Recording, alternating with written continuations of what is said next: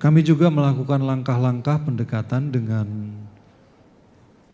negara-negara di mana ada WNI kita yang menghadapi vonis hukuman mati ini. Sebagai contoh di Saudi sebelum Lebaran tahun lalu saya juga sedang berusaha untuk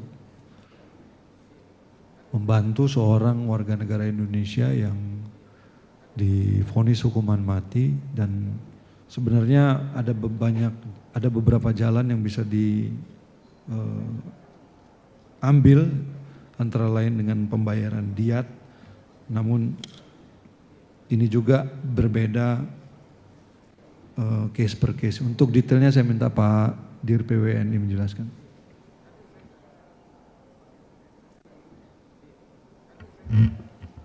Yang terhormat Bapak Pimpinan, Bapak Ibu anggota Komisi 1 yang kami hormati, atas izin Bapak Menlu, izinkan kami menambahkan informasi mengenai penanganan kasus hukuman mati.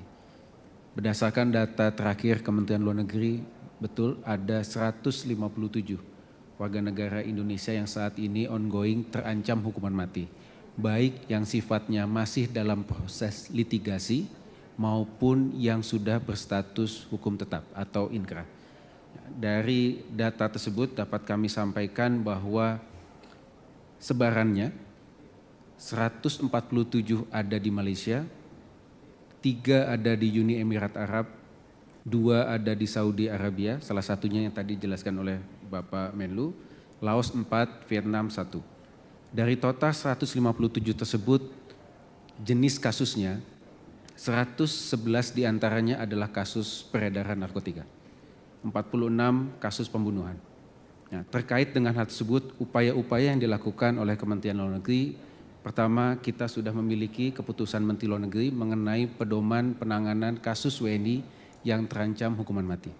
Dalam pedoman tersebut, kita memastikan bahwa setiap warga negara Indonesia yang terancam hukuman mati, maka perwakilan RI akan memberikan pendampingan hukum. Jadi retainer lawyer sudah kita miliki, baik itu di Malaysia maupun di Saudi utamanya. Dan untuk negara-negara lain kita juga pastikan pendampingan hukumnya.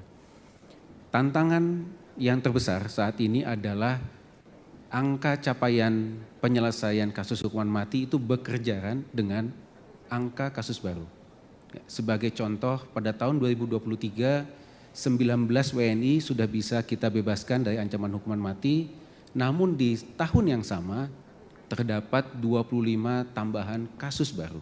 Nah, oleh karena itu langkah-langkah pencegahan yang sudah kita lakukan utamanya bekerja sama dengan kementerian lembaga terkait. Pertama, kita melakukan diseminasi. Modus utama yang banyak digunakan adalah kurir narkoba. Jadi pekerja migran kita biasanya modusnya dipacarin, ya, kemudian diminta untuk membawa barang pacarnya, dan kemudian pada saat masuk ke Malaysia ternyata berisi narkotika. Dan yang kedua, kita juga memberikan diseminasi mengenai jangan membawa barang orang lain yang kita tidak tahu isinya. Dan kemudian sekali lagi kita pastikan bahwa pendampingan hukum kita berikan kepada setiap WNI kita yang terancam hukuman mati. Demikian Bapak.